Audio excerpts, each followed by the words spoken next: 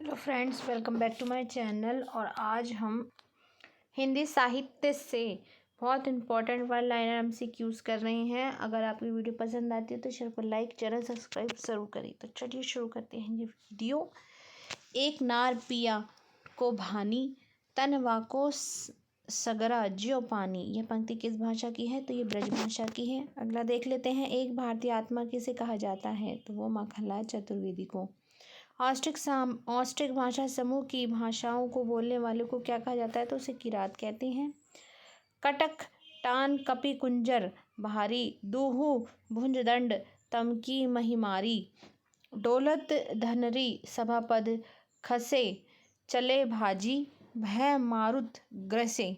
पंक्तियाँ किसकी हैं? तो ये तुलसीदास की हैं। अगला देख लेते हैं। कठिन काव्य का प्रेत किसे कहा जाता है? तो केशवदास को कहा जाता है। अगला है। कथा सम्राट किसे कहा जाता है? तो वो प्रेमचंद को कहा जाता है। कबीरदास की भाषा क्या थी? तो वो सदुक्कड़ी थी, सदुक्कड़ी। अगला है। कलम का सिपाही किसे कहा जाता है? तो मुंशी प्रेमचंद को। कलम का सिपाही क्या है? एक जीवनी है। कवि कालिदास की अभिज्ञान शकुंतलम का हिंदी अनुवाद किसने किया? तो ये राजा लक्ष्मण सिंह ने किया है।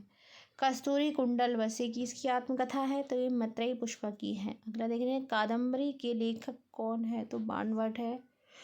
फिर कात्यायनी किस प्रकार का ग्रंथ है? तो वो महाकाव्य है। अगला देख लेते हैं। किस इतिहासकार ने सर्वप्रथम रीतिकालीन कवियों के सर्वाधिक परिचयात्मक विवरण दिए हैं? तो मिश्रबंधु हैं।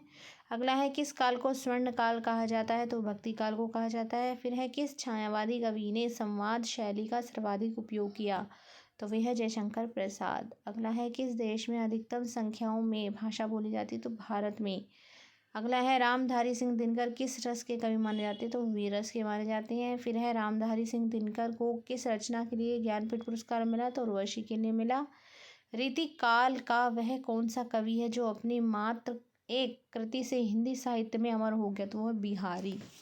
फिर रेशम बनाने की तकनीक का आविष्कार सर्वप्रथम किस देश में हुआ? तो वो चीन में हुआ। अगला देखते हैं। लाल पीला होने का क्या अर्थ है? तो क्रोध करना होता है इसका अर्थ।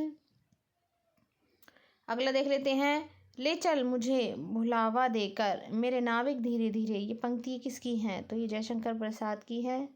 लोग है लागी कवित बनावत, मोही तो मेरे कवित बनावत। ये पंक्तियाँ किसकी हैं? तो धनानंद की हैं।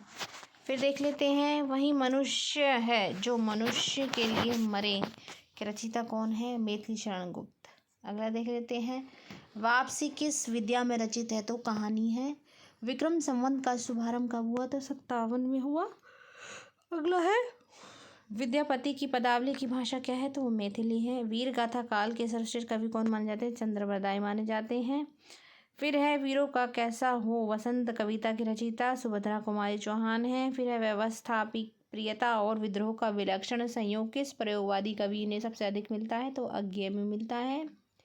शिव शंभू के चिट्ठे से संबंधित रचनाकार कौन है? तो बाल मुकुंद है। अगला है। शिवा बामनी के रचनाकार कौन है? भूषण है। शून्य की खोज किसने की? आर्यभट्ट ने की।